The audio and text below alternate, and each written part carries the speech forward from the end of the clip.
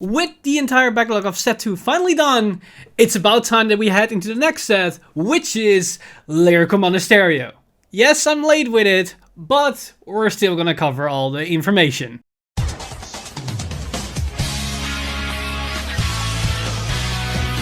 Stand up! Vanguard!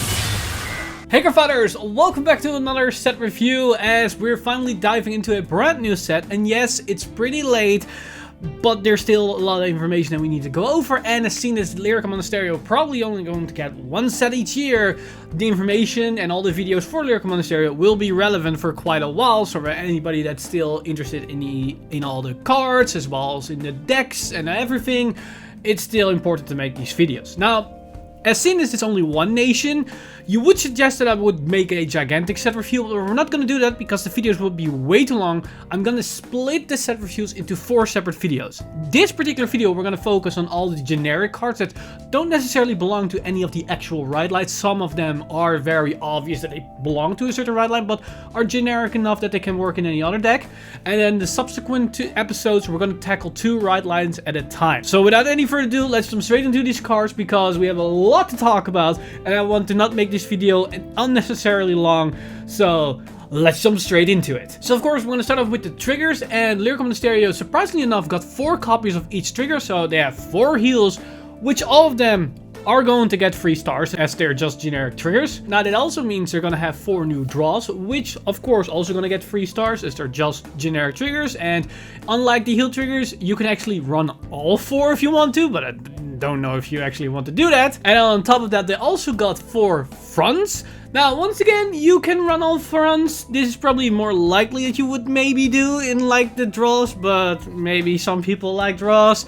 But once again, they're gonna get 3 stars. It's just generic triggers. And finally, we got 4 crits, which are again going to get 3 stars. But this is something that probably is the most plausible, that somebody actually is deciding to run 16 crits.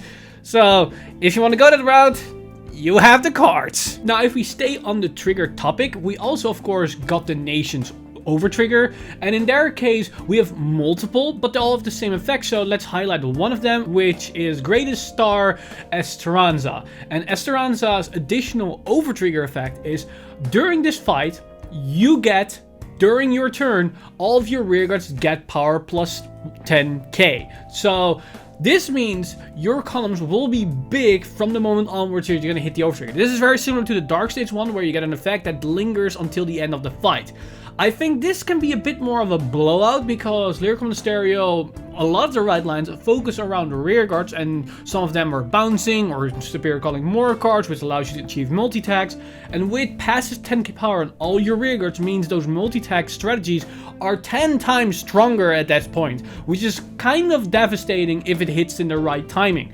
So of course, just like all the over triggers, it's going to be a 5-star, and as I already explained, there are multiple variants, but all of them are going to have the same skill, so you can just choose which type of artwork you like the most, because as far as I'm aware, their typing and race doesn't really apply all too much, because I'm not sure if there's a ghosty version that works with the ghosty ride line. But that said, you probably don't even want to call the over trigger onto the field because you much rather want to drive check the over trigger and use its effect, but that's besides the point. Now, with triggers discussed, we also got a couple of perfect guards, and first off we got the generic perfect guard from the starter deck, which is Earnest Witch Hanuel. And Hanuel has the generic perfect guard skill that has no bells or whistles attached to it, so this is for me just going to be a generic 3-star card because it's just a generic perfect guard.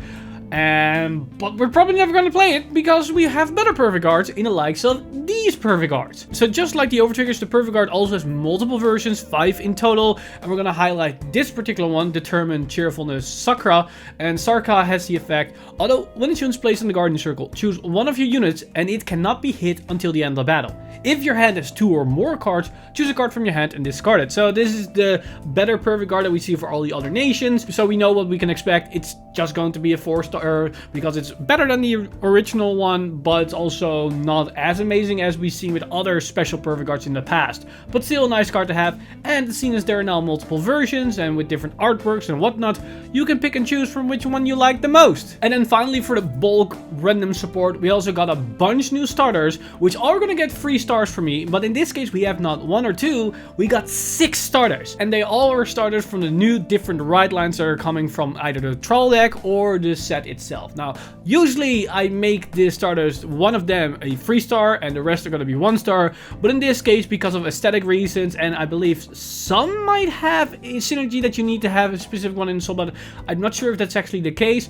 But overall, it's fine. Like, there are just 3 stars for anybody can decide which one they like most, but they're all just the generic starter that basically says if you went second, you draw a card. There's nothing really special besides them. Now, moving on, we also got a vanilla, and the likes of this grade 2 vanilla, Negligent, Carelessness, Licorice, and it's just a vanilla. So it's gonna be a 1-star for me because there's no actual reason to play it, because vanillas don't get any extra value in overdress. Now, with cards that actually have unique skills, we got a couple of ones to talk about 20 cards in this video. So we start off with this grade 1, which is Moment of Tension, Katie. And Katie has the effect, continues to figure the Vanguard circle. During your opponent's turn, this unit gets power minus 2k. She is a 9k base. Now, this is something we're going to see for a lot of the Lyrical Monasterio cards, where they have weird base powers, where they not the usual 8k for grade 1, 10k for grade 2s, and 13k for grade 3s. It's more of the exception if they have the normal base powers. In this case, it's a higher base power, it's 9k, that's 7k on your opponent's turn. This really doesn't do anything, it doesn't really make any better magic numbers, it doesn't promote any better aggression or whatnot, so for me, it's gonna be a 1-star because it's effectively just a vanilla at this point, which is actually kind of annoying, and I don't know why they put it on the Vanguard circle, because it means, yes, she can hit harder, but it's easier to hit if it's during your opponent's turn. This is a pass for me. Then followed up in these weird numbers, we've got another 9k, but this time a grade 2, in the likes of Greatest Stars Esteranza, and Esteranza has the effect, continues on back row rearguard circle. This unit gets a boost and power minus 2k. So now if she's in the back row, she gets the minus 2k, so once again it becomes 7k, but it's also during your turn, but she gains boost. Now for me, this is going to be a 2-star. Overall, it's relatively bad, but there's one specific application for this card which will come up in a future part of the set reviews, and that has to do with the Celestial ride line with the whole black wing, white wings, where they have one of the wings wants to have all even cards, so you want to play an excess amount of grade 2s, and that means you lack boosters, so this could be a nice way to at least get more boosters on the board. But besides that, I don't really see a lot of application for this card. Maybe for the Kyrie ride line where you bounce back and I need to call an entire column, so you can call this as a booster as well, but you probably have a grade 1 to call, so yeah, this is for me a 2-star and not really anything else. Then followed up, we also got the generic 10k booster in the likes of Courage to Step Forward Bertil, which has the effect, auto rearguard circle, when this unit boosts, this unit gets power plus 2k until the end of turn. It's a 2-star, it's just a 10k booster, nothing really special. I don't really think it's gonna come up all that often in most ride lines, as they usually have better grade 1s to work with. Now, another generic grade 1, which is actually pretty decent, is Scramble Sprint Selma, which has the effect, auto rearguard circle, when this unit boosts a Vanguard, draw a card, choose a card from your hand, and discard it. It's a cycle card, but it's the better type of cycle card because 1, it's free, and 2, it first draws, then discards, which is a lot better than first discard, then draw. So overall, it's going to be a generic, good 3-star card for me. This can work in any type of list if you want a bit more consistency. We'll see a lot of play, don't know, probably not, but for anybody that wants to have a generic consistency engine thrown into the deck, this is a nice option. Then another great one, we've got Appreciato Justine, and Justine has the effect, although when this card is discarded from your hand during your turn, cost +1 and call this card to an open rearguard circle. So this can be a +1 for a soul, which is fine, but the annoying part is that not a lot of the ride lines actually discard your cards, so this means it needs to specifically be discarded for the ride line, which means it's very restricted in use. And then on top of it, it's on a 6k body. It's not that great. I'm only gonna give it 2 stars. You could argue it's a 1-star, but maybe there's more synergies to this card if we get more cards to discard things, but overall it's not that great. Now follow up, we see another great one, which is actually a normal base power, as we've got Enthusiastic Lunge Shentel, and Shentel has the effect, act on Rearguard Circle once a turn, cost counter +1, choose one of your Vanguards and it gets power +5k until the end of turn. For me, this is going to be a 1-star because you probably are aware, I don't like skills that use counterblast for just power increase. 5k isn't a lot. It can come up, was not intending to rhyme there, it can come up for some right lines that really want to empower the Vanguard for some powerful attacks, learn or rolls, something that come to mind. But still, it's not that great value. So for me, it's gonna be a 1-star. Now, another card that was so close, but yet so far of actual greatness, we've got this great one, Magnificent Timbre Ludia. And Ludia has the effect, although when this unit is placed on the Rearguard Circle, cost counter +1 and reveal 2 normal units from your hand and put them on the bottom of your deck in any order. Choose one of your Vanguards, search your deck for up to 1 card with the same card name as that card, reveal it and put it in your hand and shuffle your deck. So this is a Persona Rite Searcher, which is really good until you realize what this card actually is. Because you pay a counterblast, which is actually equal to a search, so that is good. But then on top of that, you lose 2 normal cards from your hand as well. So you go -2 and a counterblast to get a search from your Persona Rite. Is that worth it? I argue not really. Like in some decks that really rely on Persona Rite to actually make their engine work, like Kyrie for example, you might want to run this just for consistency's sake. But in general sense, I'm not too much fan of this particular skill because it's way too hard of a neck to actually get benefit from what it actually does. And yes, Persona Rite draws you a card, but it's still not that great. So for me, it's gonna be a 2-star. Can see some uses in the card, but it's very restrictive. Now, next up, we've got a new grade 2, which is similar to a old Bermuda Triangle card. And I like that particular card, so I like this card as well, as we've got Unbreakable Talent Henrietta. And Henrietta has the effect, auto on Rearguard Circle. When this unit boosts, cost Soul Blast 1 and increase the power of this unit by the original shield of the unit that is boosting this unit until the end of the battle. So this is Soul Blast 1 to get a little bit power. If it's a grade 1 that's boosting it, you get 5k power, which is not that great, but it's 5k power, so making it 23k column, which is fine. But if we're gonna look into triggers, then things gonna get actually really interesting, because triggers have 15k power if you have a crit or a front, for example. That means the boosting power is now 20k, so you make a 30k column, so that's an increase of an extra 15k. That's actually pretty decent. But it can get even better if we just call on the overtrigger, because the overtrigger has 50k shield. So then suddenly the Soul Blast is an increase of 50k. That's a lot of power. Now you might think to yourself, why would I want to call the overtrigger? I'm gonna lose the 50k shield just for gaining 50k power, which can be stopped by a Pervigard. The thing is, this card in this particular application is really good in the Kyrie Rite line, because that deck is all about bouncing your own cards. So you can easily just slam down triggers to empower this grade 2 and then immediately bounce them back to your hand to keep them safe for aggressive plays the following turn. So there is definitely some playability here, and overall I think it's a generic solid card, so I want to give it 3 stars because I can definitely see value behind this card in the right circumstances and for the right strategies. Now next up we got a couple of grade 3s, and first up we've got this grade 3 Midnight Lesson Vanessa. And Vanessa has the effect, although when a unit is placed in a Rearguard Circle, cost counterblast 2, look at the 5 cards from the top of your deck, choose up to 2 trigger units from among them, come to the open Rearguard Circle and shuffle your deck. To me, this is going to be a 1-star, because yes, you counterblast 2 to gain 2 cards, so that's fine value, but you specifically need to call 2 triggers. And you only check the top 5, so it's also possible you whiff on it. And what do you actually do with those triggers? They're not really that high powered, so even if this card allows you to multi-attack, you're gonna multi-attack with very weak numbered of attacks, so they don't really do a lot, which is also not that great. So you lose triggers in deck, you don't get a lot of power off of it, and on top of it, this grade 3 is just an 8k, which means it cannot even hit on its own. So what are you actually doing with this card? It's a 1-star. I don't really think anybody's actually deciding to actually legitimately wants to play this card. Now, another grade 3, which is super questionable in my opinion, is Powerful Dash Andorra. And Andorra has the effect, although when this unit is placed in a Rearguard Circle from hand, costs counterblast 2, and this unit gets critical +1 until the end of turn. A 10k grade 3 that weighs 2 counterblast for a critical. Yeah, it's a 1-star. Once again, I do not like these type of skills, and I just do not see the value behind them. Now, another grade 3, which once again is not that great, we've got Windy Harmonica Tertes. And Tertes has the effect, although on Rearguard Circle, when this unit attacks, cost counterblast 1, and this unit gets power +5k until the end of turn. Again, 1 star. She finally does have a normal base power. She's 13k base.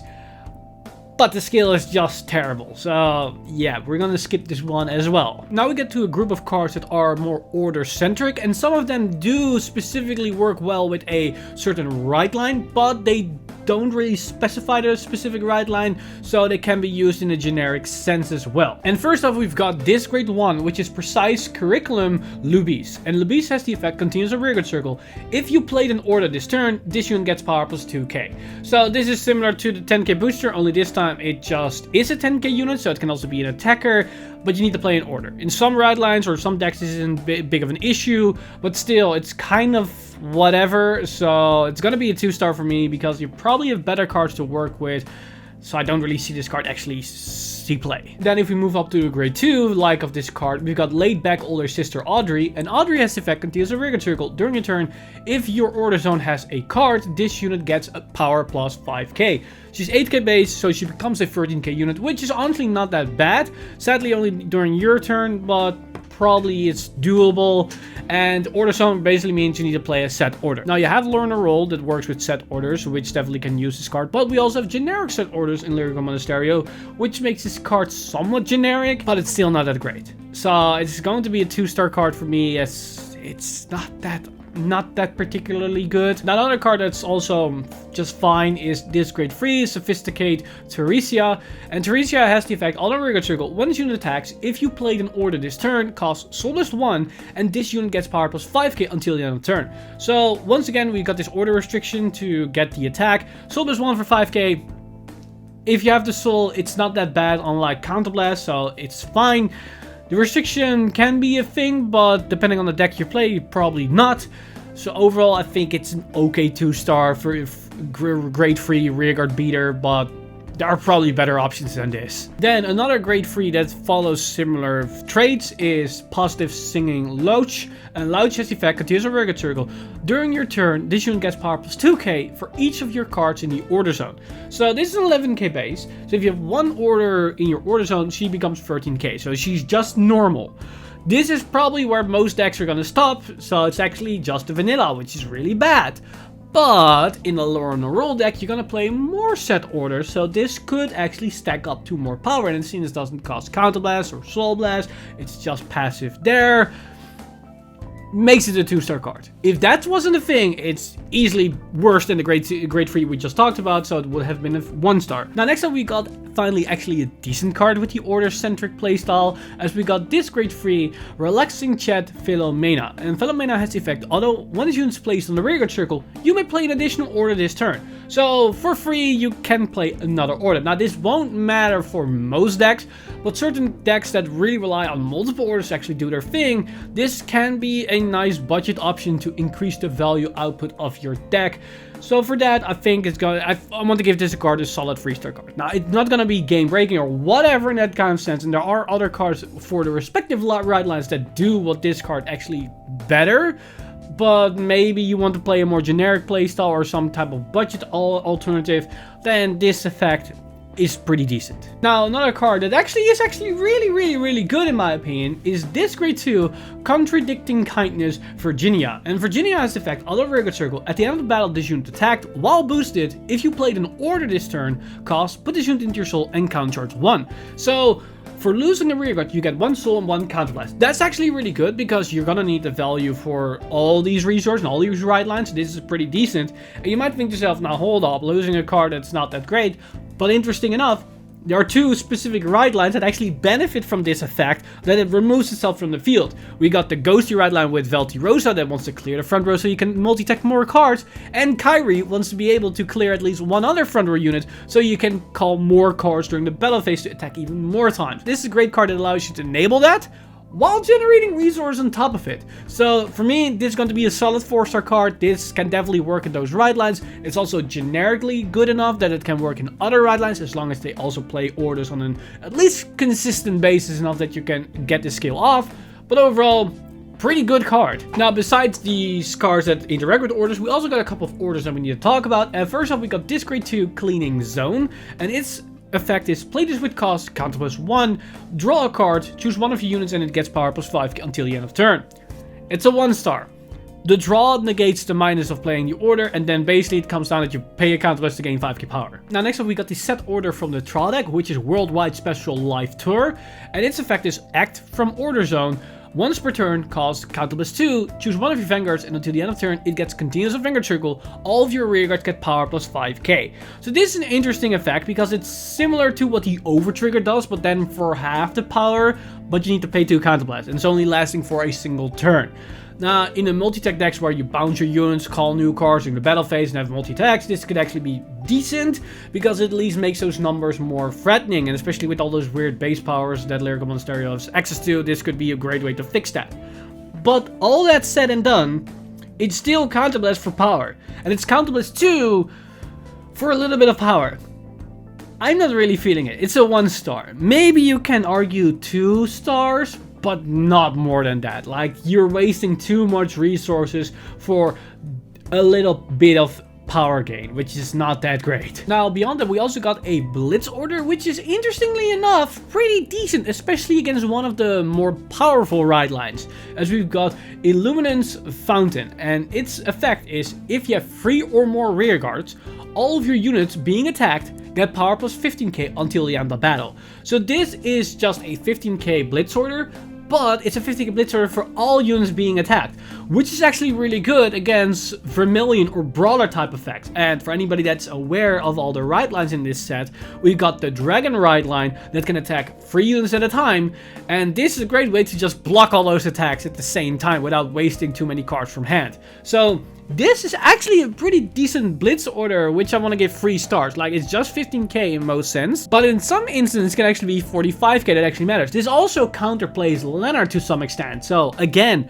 a good meta call card if you want to go this route. So I wouldn't overlook this card all too much. And then the final Blitz order that we've got for Lyrical Monasterio in a generic scope is this Grade 2 Blitz order, Vibrant Symphony. And its effect is, if an attack hit your Vanguard this turn, choose one of the attacked units and it gets power plus 30k until the end of that battle. So this is a 30k shield as long as you already took damage that turn, or when an attack hit. So that's a very important specification. It needs to hit, not deal damage. So in Premium, with the Heal Guardians, you can minus them with double critical. The attack hits, but doesn't deal damage.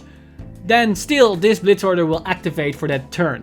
And 30k shield is not nothing. And yes, maybe you need to take a damage, but that's not really an issue, because during turns where your opponent's going to go off, they're probably going to deal you multiple damage. So you can just take one and then use this somewhere later down the line during that battle phase. So overall, for me, this is going to be a 3-star Blitz order. It's pretty decent. It can definitely work in certain scenarios, especially against more high aggressive decks that just poke with a lot, that just attack a lot of the times, but just all going to come with 1 damage, which then allows you to get more room for this particular card. And that basically concludes all the generic stuff for Lyrical Monasterio. Now, we talked about a lot of cards today, about 50 different cards, so that's a lot. We already tackled a big chunk of the 134 new cards for Lyrical Monasterio, but that means we still got a lot of ground to cover, and the rest of the cards are going to be more skill intensive with the right lines and archetypes and interactions, so we need to take a bit more time to digest their skills and understand how good these cards are and where their power level lies.